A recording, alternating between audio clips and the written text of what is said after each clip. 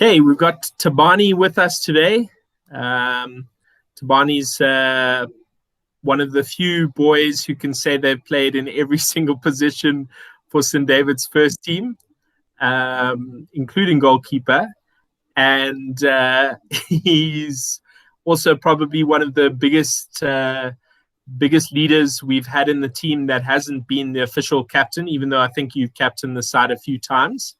And we're just very excited to have Thabani around today to chat through some of our questions and hopefully give you some insight into playing football at St. David's. Thanks, V.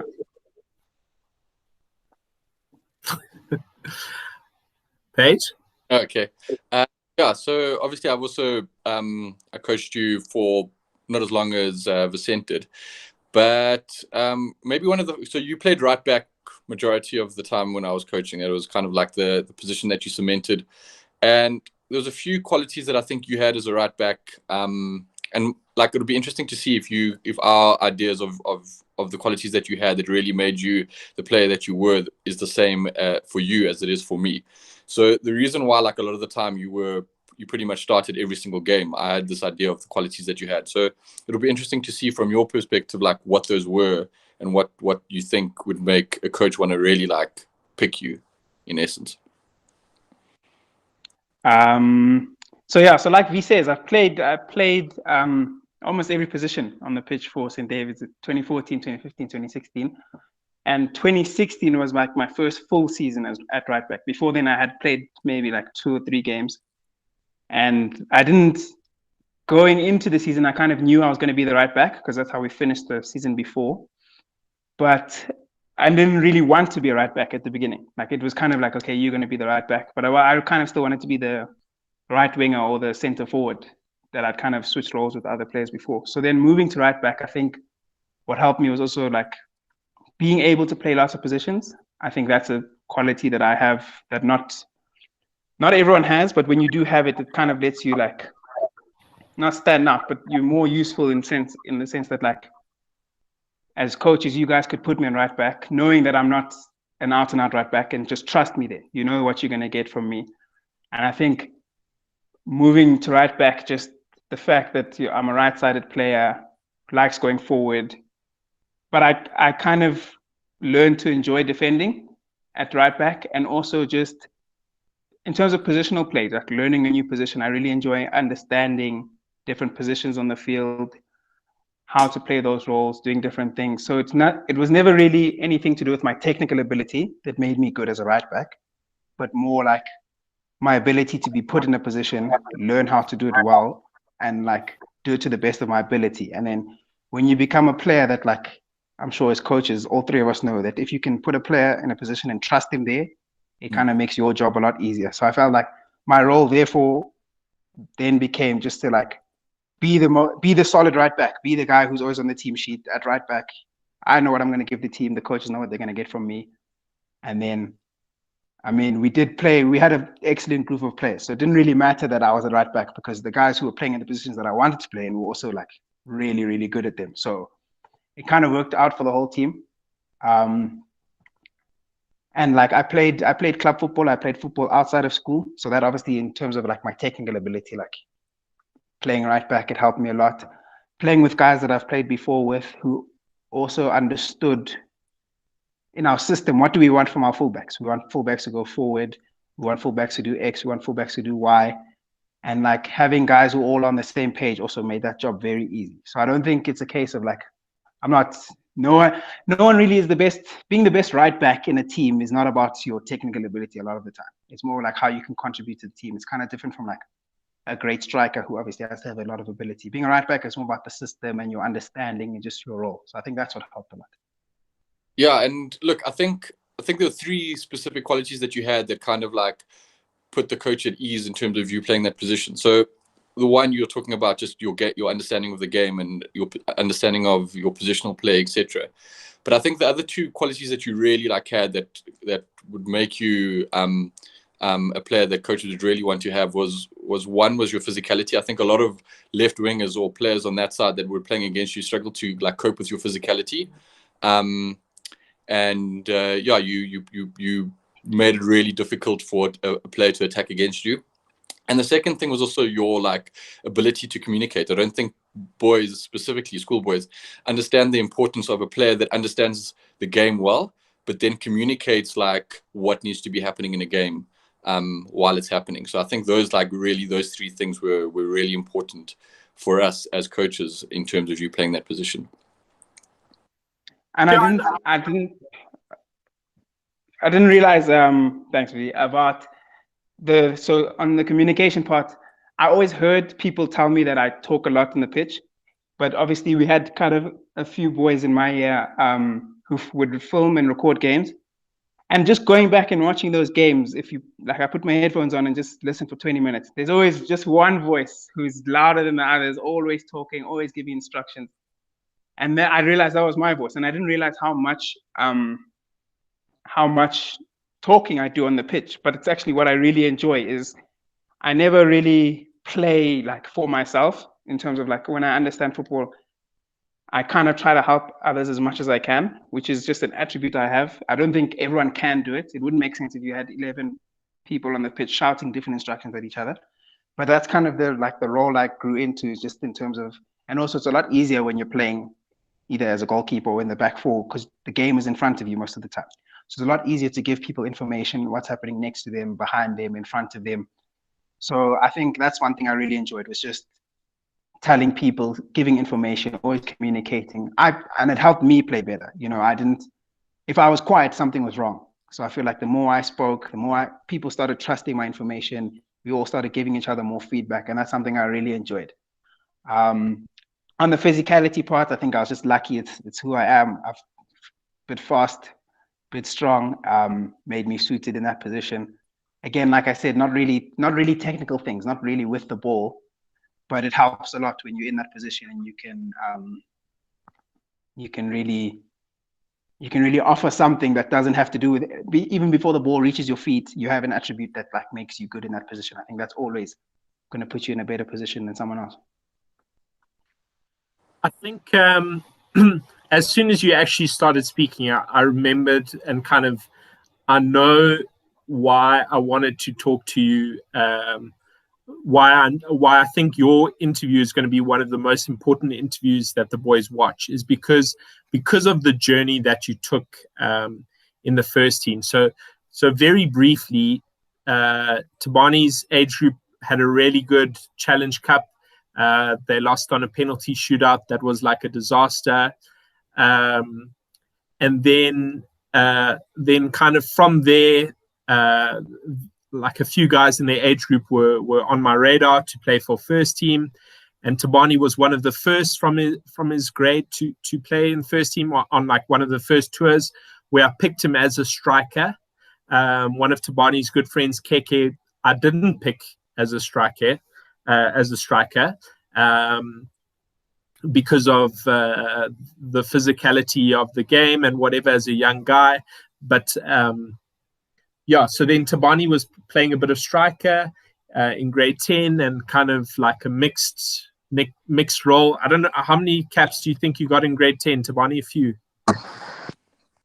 Yeah, mixed bag, really, just in and out of the team. A few starts, substitute appearances again. Like I was never the main striker.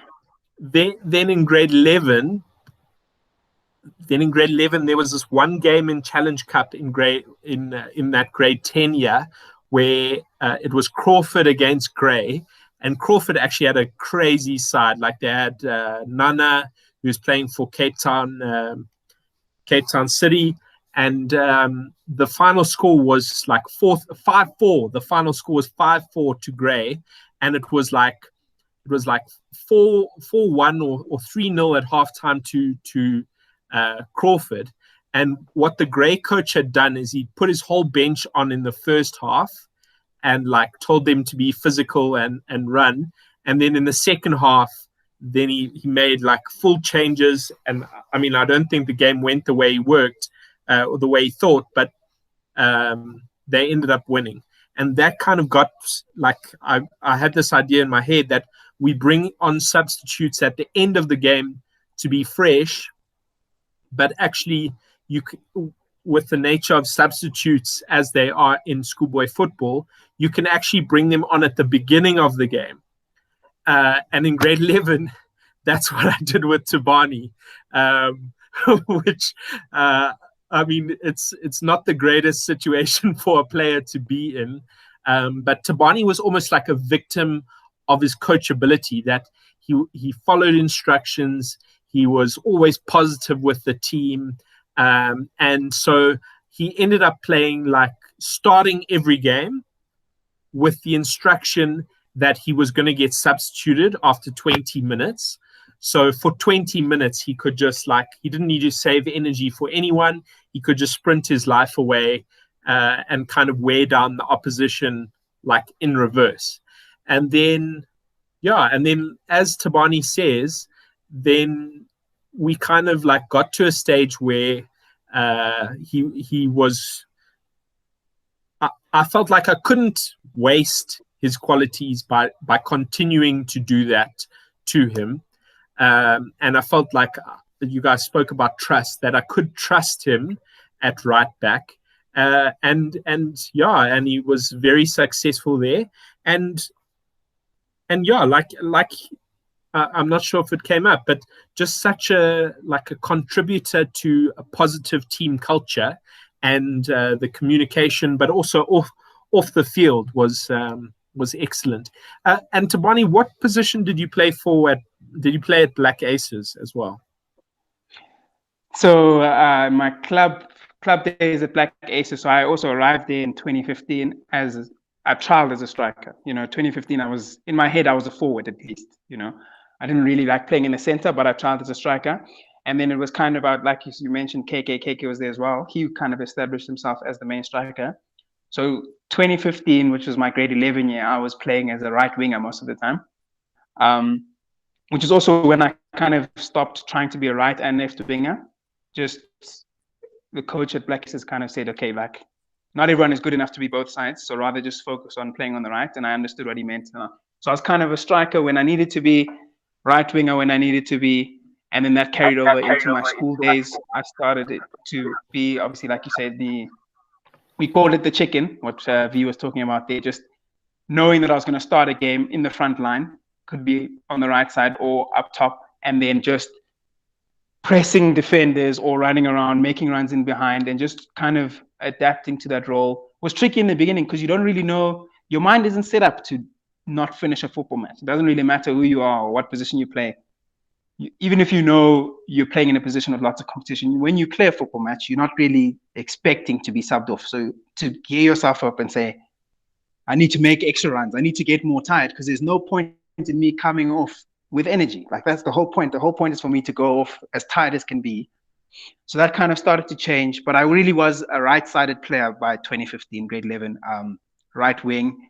And then also at my club at Black Aces, I started to play a lot of friendly games at right back, just because we had so much forward competition. So if it was a friendly, I'd tell the coach, I want to play, put me on right back.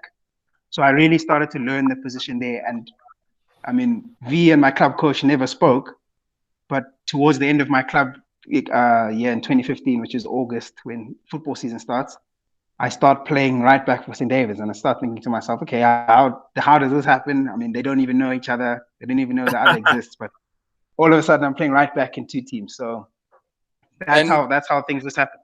Yeah. But yeah. But we did speak. Me and your club coach did speak. That's how there we go. There we go. To be honest, that is how the idea landed in my head. Costy's dad organized that Clive Barker came and did some training sessions at St. David's. And I'm not sure if he was your coach, but certainly someone that was involved in the coaching. He came along with Clive Barker, and we had discussions about all the St. David's players at Black Aces, and he spoke about you and playing you at right back. So now you know. Yeah, and I just want to ask you, like, that coachability aspect. I think often, like, as coaches with Vicente and I, what we struggle with is when guys get moved to a position of something that they're not used to. And I think whether you enjoyed the fact that you played so many different roles was completely different to the perception that you were giving us. I think for you, the thing that you were just happy with was making sure that you were on that team sheet. And whether you played left back, right back, centre back, like holding or striker, wherever it was just like, okay, cool, I'm on this the team sheet, and that's like number one that counts, is that I'm there and I'm adding value to the team. And I think it's like a lot of things that schoolboys need to take from someone like you. Sometimes you'll have a guy, and I know V had it in his team last year, where a player had in mind what type of player he was, and he got moved to a different position and wasn't particularly happy.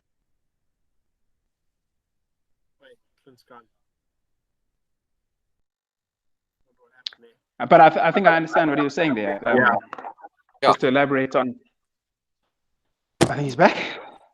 You're back, Clint. You left us. Oh, sorry. Just in terms of being coachable, I think, so with hindsight, you realize when you start coaching players that the best players you coach aren't like the ones with the best ability, but they're the ones who are the best to coach, regardless of where they are around and stuff. And like V says, we had a really excellent group. Like my age year, we had a really excellent group of footballers who, I think we realized quite early, like from grade 9 when we lost that penalty shootout, that we were like a really good footballing year. We really wanted to be successful in the first team. And then that year, 2015, I was a right winger again.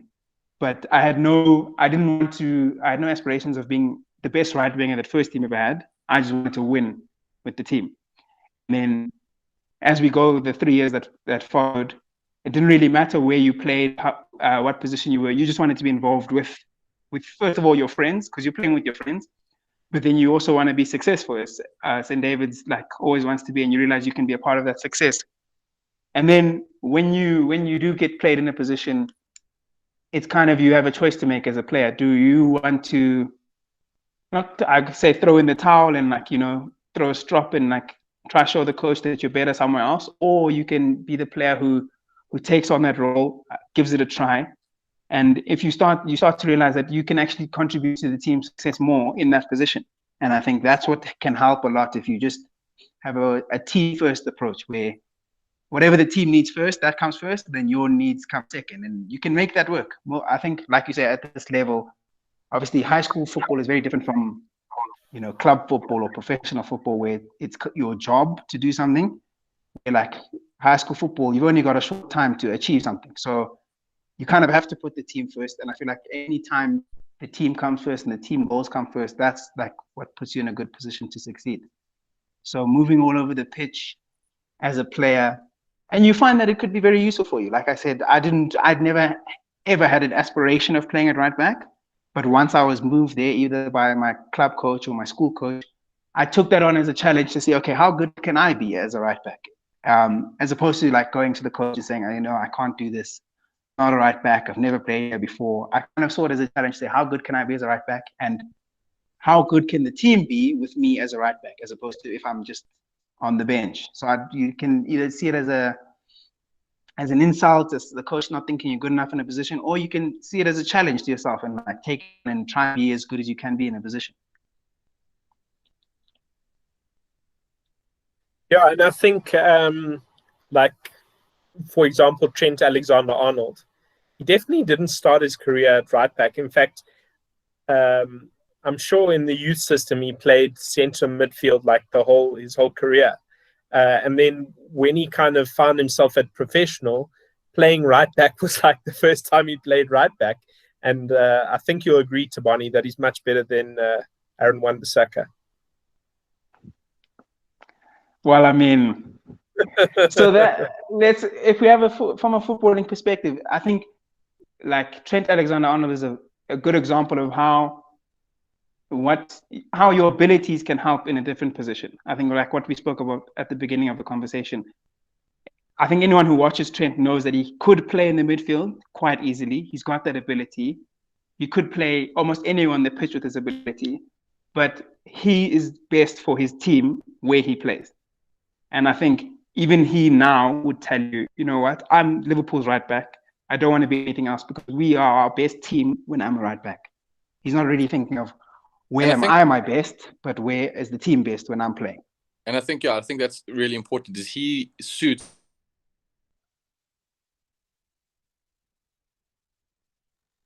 So that's. Buddy. But look, I think Klopp wants a certain type of player playing that position. Depends if you want a defensive-minded fullback as opposed to an attacking-minded fullback. Thabani, maybe you can speak about like some of the positive qualities that a St. David's team has, having seen it from the outside as like a grade 8 and 9, and then being in it as a grade 10 and 11, and then like driving it as a matric, and then coaching it as a coach. Maybe you can speak. Yeah. That's quite an interesting one. I would say so. Part of playing football at St. David was always the reputation, even though it's all made up. None of it is real. None of it exists on the streets or, in the shops. It's all in our heads. It's real. Just, I go to St. David's. We're good at football. Therefore, and that's what was when I was in primary school. We'd come to every year from like grade 4. We'd come and watch the first day of Challenge Cup on that Friday, and we'd see all the sponsorship boards, and we'd see all the teams rock up, and it's like, okay, I don't know anyone on the field. I don't know anyone in the high school also involved with the football, but I know St. David's is meant to be good at football. And that carries over. And then you get there in grade 8 and you're like, okay, I'm a bit closer now. You don't really have aspirations of playing in the first team, but you do know that, okay, we at St. David's, we're supposed to be good at football. And then you start to play football in grade 8. And like I said, I can never say too many times how good our year was and how fortunate we were just to have so many footballers in one year. So we get there in grade 8 and we're playing, we're really enjoying playing football. And we've always got our eye on the first team because you'll get there one day, whether it's in 2 years, 3 years, 4, you're going to get to the first team one day. So you always want to keep an eye on the team. And one thing you notice is that from grade 8, watching the first team, St. David's always has the attitude of we need to win football matches. I think. And because in high school level, playing tournaments, it's always like the trophies you win. You're not really playing in a league where there's points or whatever, but you are trying to win tournaments. So going to Challenge Cup, there's always that excitement of how good is our first team? How good can we be? Are we competitive? Just our approach to winning football matches, being the team that no one else wants to play. I think that's a huge part of like playing for St. David's. So that was kind of grade 8 and 9, watching our first team. Also, our approach to losing as well. I think that's what kind of defines St. David's. When we lose football matches, it's also, as much as winning should be the norm, losing is also like absolutely not acceptable for us. So when we lose a football match, it really is about like what goes wrong, how did we lose, it's almost like a shock. Like if we play a team that's better than us, how are they better than us? Why are they better than us? What are they doing that's better than us? We're getting knocked out of a tournament. You hear in grade 9, you hear the first team going away on a trip and they come back early and it's like, okay, what went wrong? Why didn't we win? And that's kind of different from maybe a side where footballing is not so ingrained in their culture. So getting to a tournament quarterfinals, like, okay, well done, boys. We reached the top 8. Whereas at St. David's, you get knocked out in the quarterfinals, like top 8 is, you might as well have stayed at home. So I think our attitude to football, and again, it's all made up. No one writes this down. There's no rules. There's no book that you read, but it exists. It's just the standards that we have for ourselves, which I think really helps St. David's football. Moving through getting into the team now, you kind of have a responsibility from like going in 2014 when I was a youngster, grade 10. There were quite a few of us, I think about 6 or 7 grade 10s in the team, but we had no seniority, had no like authority. We weren't all starters. I think one of us or 2 of us were starters. So just your job really is just to be there and to help the team as much as you can. And I think that's one of the most important things I learned about school football is that when it's not your job, when it's not something you do every day, one of the most important things you can do is just to show up. And for soccer season, like, I don't think we had any issues with commitment or attendance or just being there and like putting our best foot forward for the team, which again will put you in a position to be successful every single time. Because if you just be there and you show up, you're already in a better position than, a team where football is not the main priority or it's not their best thing. So just being there and showing up and committing to the team. Getting to like a leadership position, like you said, I was never the captain, but I always felt like I was one of the, you know, the louder or a leader in the team, and just like setting up for football season. I remember our matric year always spoke about from January up until June was football season, you know, getting ready for football, knowing that's our last chance to like do something and win as a team, you know, righting the wrongs of the year before. And it's always exciting to play for St. David's. I think that's something I haven't mentioned. It's always something you look forward to for 6 months of the year, and then it gets there and it's like, it really feels great, you know. And it's always a big deal when we get our kits and we see the lines being painted. And when St. David's is the first tournament of the year, so it's the biggest one for a lot of schools, and it's like our tournament week. It's the pride of hosting one of the biggest tournaments in Joburg. It's always like something really special. To play for St. David's was really special. And just how you hear other people speak about St. David's, you know, playing club football with a lot of boys who went to schools around Johannesburg, JP, KS, St. John's. St. David's was the one school that, no matter what, had a consistent footballing reputation. Everyone wanted to beat us. There's always a bit of chirping, always a bit of friendly banter, but it's like, you know, I play for one of the best teams, so I have a responsibility to be, you know, a part of that best team. So it was always exciting, demanding, very demanding, very, very demanding. I don't think any success comes without sacrifice, and you expect a lot. It takes a lot to be, you know, a good footballer in high school with the demands of a high schooler, which are only getting more and more for a lot of kids these days. But just like sacrificing, balancing your school, your tests, demands, you know, of the math department. It's just a lot. It's a lot to deal with. But it's rewarding at the end of the day, because it's such a short season compared to other sports at the school. So it's always like, it's our little thing, you know. We have it from June till like September, and we just have our games, and we'll play whichever games, be it a Wednesday, a Friday, a Saturday. We go to our tournaments, we miss school, we have to study when we come home and we're tired, but it's our thing, you know. We really, really enjoy it, and it was something really special to play for the David. And then last part, just to come back and coach was really exciting. Obviously, I coached under 15s in my first year out. I came back a year later and did the second team. Last year was my third year doing the first team. It was really just special to be back in that environment, to see it from the outside, to see how much the boys care about it, to know that how much we cared about it is how much boys care about it, how much they still care about it. That was really awesome to see. And just the respect for what you're doing. I think when you're a coach, you start to expect, you don't have the same demands as when you are as a player, but just to see the boys, they want to emulate what's come before them, which is the exact same mentality we had when we were playing. And I'm sure players before us will tell you that they wanted to emulate what has come before them, which is just the success of St. David's football. So I think those are the things that were like, there's a lot of things that I've mentioned, but that's all what made up just enjoying playing and being involved in St. David's football.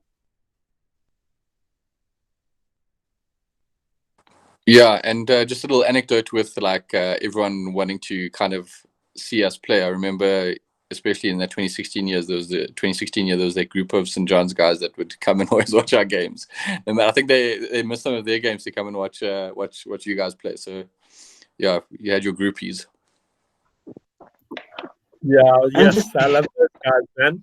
Asato and is the other guy's name Tammy? I can't remember, but I do, just like what Paige mentioned, we always had rivalries. Also, obviously, school football, you're there for 5 years, so we played against guys who we played against in grade 8, grade 9, then a couple moved to the first team, and we meet them again in first team level, and it's like our rivalry with K's was for us, it was bigger than Manchester United versus Liverpool. That was the biggest rivalry I've ever been involved in my life. Just from grade 8, you know, guys you've played club football with, you see them every week for the whole year, and then it gets to like, school football season, and like the friendship not takes a strain, but it's all about winning. You really, there's nothing better than beating your friend. And that our year again for Kez was phenomenal, and the years before them. So 2014, 2015, 2016, St. David's vs. Kez was the game we all looked forward to, was the game we wanted to win. losing that game was like losing a cup final, even if it was on a Wednesday. Like it was just crazy to think how like a schoolboy rivalry can mean that much to you. But it really like enhanced the experience of like, it didn't matter where we played them, when we played them, we wanted to win because we wanted to be better than them. I think for me, looking back at your teams, I think something that you've left out is definitely like there was a strong like humility, like humble. Like I can think and like just such a good such good values, you know, in the team. Like I can think to a final at Grey where we scored quite early. I think we were 1-0 up, and it was like really hot, and there was like it might have even been normal, and was really hot, and the organizers said that there was going to be a drinks break, and we like I get on the field with drinks break.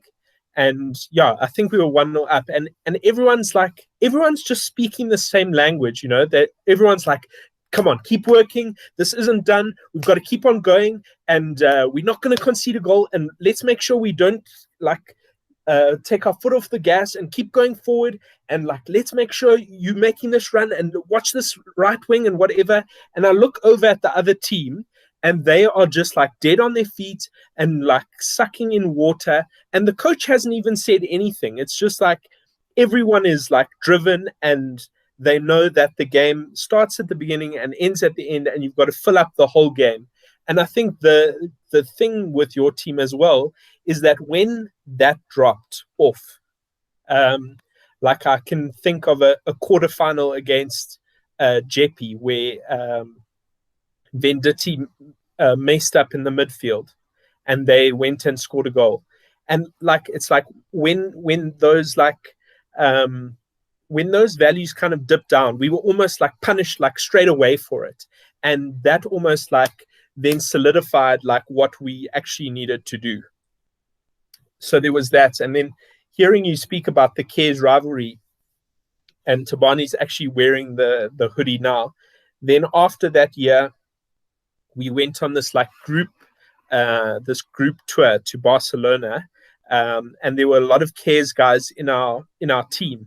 And I mean, in the fixture, it's like a little bit embarrassing, but I mean, I had like basically full-on fights with some of their like the players in their team, and then those players ended up being in my team, like because I was the coach that took this side to Barcelona, and then like spending like some time with them in Barcelona, you actually realize that the reason why you clashed so much is because our values were so similar, and that we were like two trains heading for the same destination, and like only one of us could get through.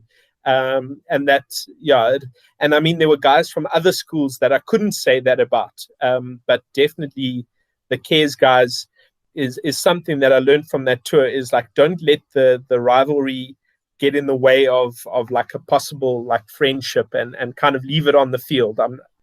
Stay rivals, but leave it on the field.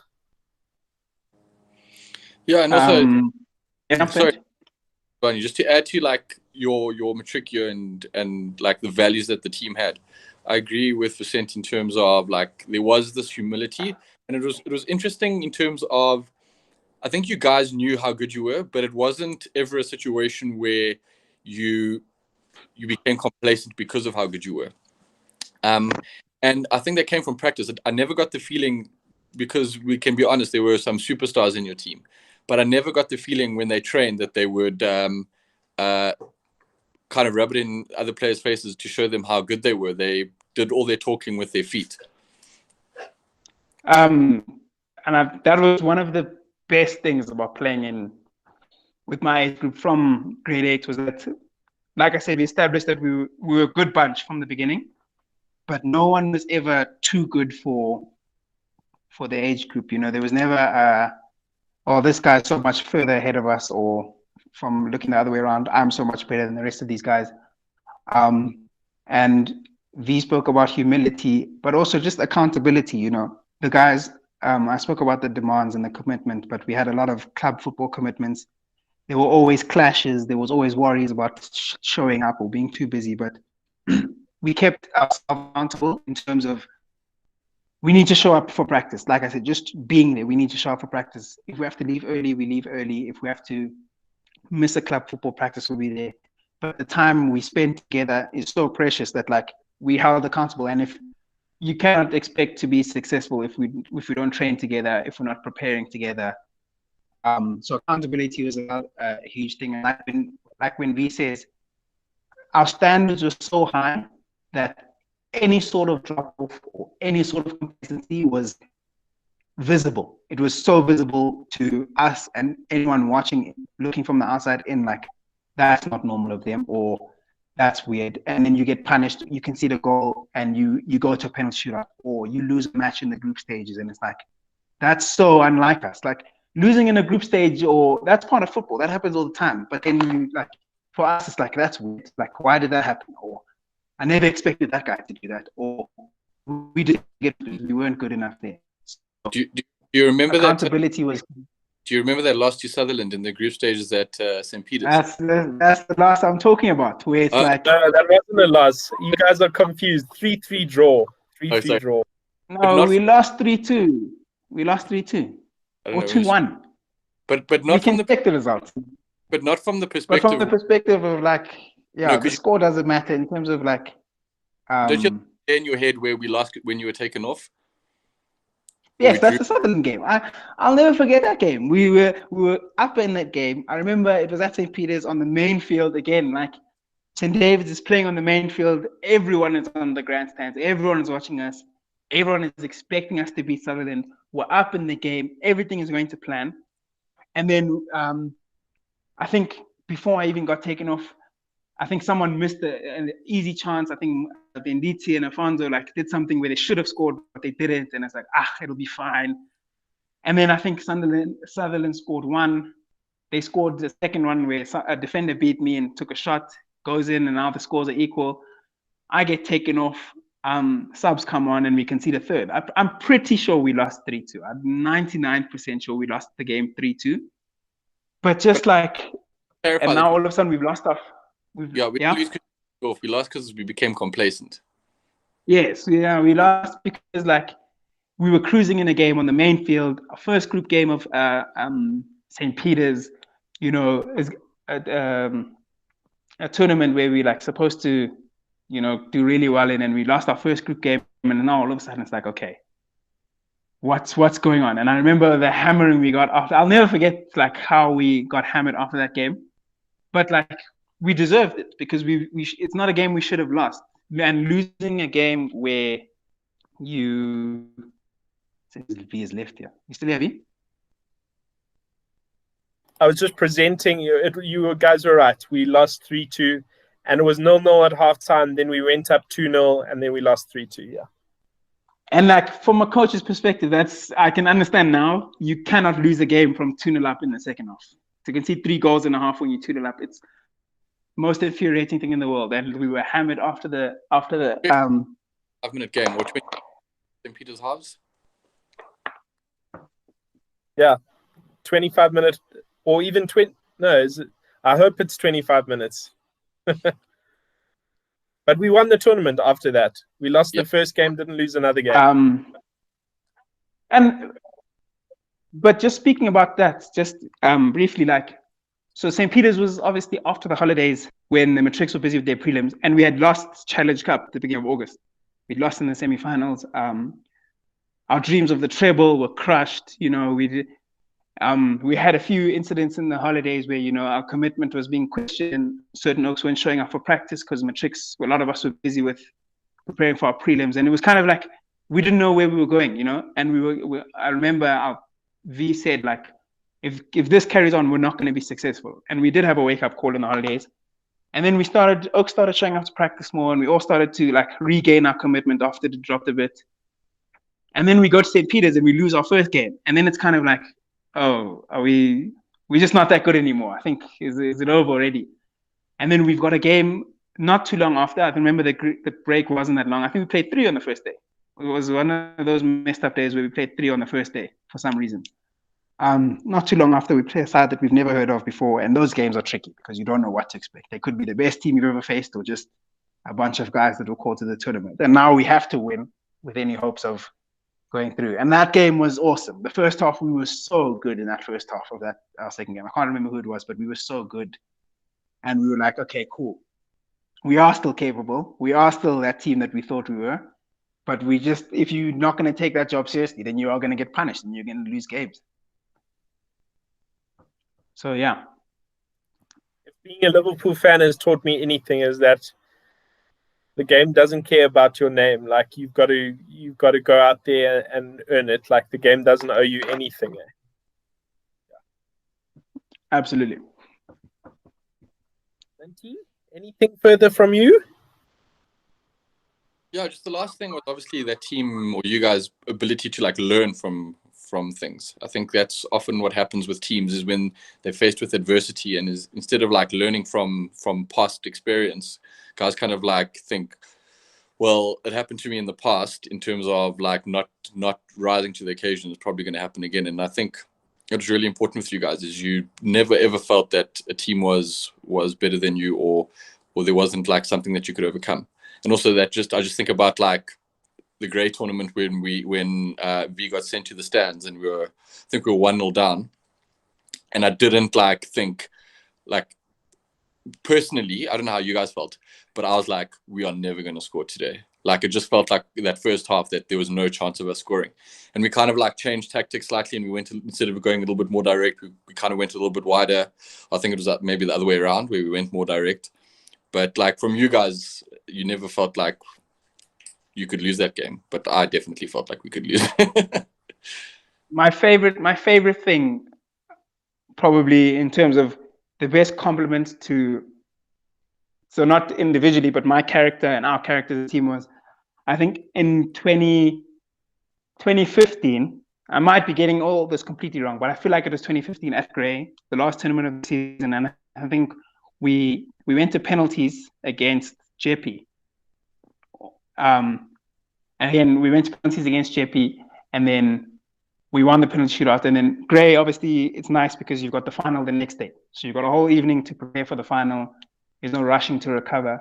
And like, we had our team meeting in a hotel, and like, our assistant coach at the time, Mark, was talking about how we're just so clutch as a team. And when it's time to rise up, we always rise up.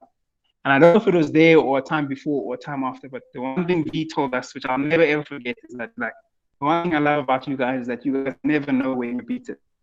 And once V said that, I never thought that in any match we played. It's like, because you can see it, even when I think about it, when we were down, we try to find a way back in the game. When we were up, we didn't go into cruise control. We always tried to win like by huge margins, get goals. When the game was tied, we knew, and a winner was needed, like more often than not, the side chasing the winner as opposed to like trying to stop the other team. And that thing of, like you say, a reflection of Liverpool in the last 2 years. How many late winners have they had? Because there's 90 minutes in a football match, 60 minutes for us in high school, but until that final whistle goes, the game is still on, and you owe it to yourself to give everything you can to try win that game. And just that thing of like, you never know when you're beaten. 2-1 is not, the score doesn't matter if we're still in the game. And that Brebner game you speak of, like, yeah, we got hammered in the first half. We couldn't keep up with them. They were switching us, playing it over the top, playing it short, playing around us. We go 1-0 down to a Bloemfontein side in Bloem. They've got screaming fans when they score. Everything is in their favor. They set out to win. For them, again, it is a huge game for them. They want to beat us, reigning champs. And it's like V gets into the stands, and like everything that could have gone wrong in 35 minutes of football, almost everything went wrong for us. And then we go into halftime, get a team talk, adapt to the challenge. Boom, 1-1. Boom, 2-1. And now it's like, okay, cool. Can we hold on to the lead? You bet we can. And then we just fight. And then boom, semi-final. And that was just the favorite thing, just the character, like Paige says, of like rising to adversity, trying to solve problems, just trust between the players and the coaching. was, I think, the best I've ever been involved in terms of going to a game with a plan. If it doesn't work, we'll change it. But until it doesn't work, we give everything to that plan. No one questions the decision of the coach. We all trust in each other. But just also, one of my favorite things was, I think as coaches, you guys knew how talented we were as footballers, but also we had quite a few good football minds in our team. And it didn't really matter where the feedback was coming from. We'd all listen to someone if they had an idea. So if I had an idea, everyone would listen and hear me out. But if it was like someone who was a bit more reserved or quiet, Marco Fonzo, exceptionally talented, doesn't really speak a lot. But when he had an idea, we'd be like, okay, Marco's speaking, now we listen. Or Alessandro's speaking, now we listen. Tapero, what do you, and like, there was always a dialogue between the coaches and the players between, what do you guys think? What do you guys want? What do you think we should do? And then when it was us not knowing what to do, the coaches would be like, oh, we lost CP. But yeah, we just be like, what do you guys want from us as coaches? And you tell us and we do it. But there was never a case of, if we came to you guys and thought, V, I think we should try this page. This is just not working.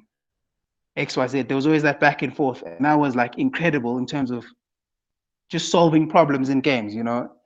They've got a tricky wing on one side. Okay, why don't we put this guy on this side to just mark him up? This guy, they've got a weak left back. So why don't you guys double up on him, the fullback overlap? Their midfield is not tracking back. So Alessandro, stay up and stay close to KK. And all of the things that we tried, a lot of the time they came off, which was like awesome to see, because we're not just like talking tactics and just making stuff up, but like you build that reputation. I mean, that relationship where it's like, if someone speaks, it's usually because they know what they're talking about. So let's give it a chance and let's always like have a go. And that was just awesome. Yeah, man, you guys are making me miss football season, eh? Some really special times. I think that Brebner game was certainly like, that's one of the best performances I've seen from St. David's side. And in my defense, I shouldn't have been sent to the stand, but let's leave it at that. Every name a coach that will say he deserved to get sent off. Like, no, man, let's just leave it. Let's not. Thabani, thanks so much for chatting. Hopefully some guys take the time to watch. And yeah, we're looking forward to a time when you'll be able to come back. In some of our other chats, we spoke about maybe that first day of Challenge Cup having like not an old boys day, but a soccer old boys day, where guys come back and share a pizza and a beer after the last game of the day or something like that. Is that something you'd be interested in? Of course. I feel like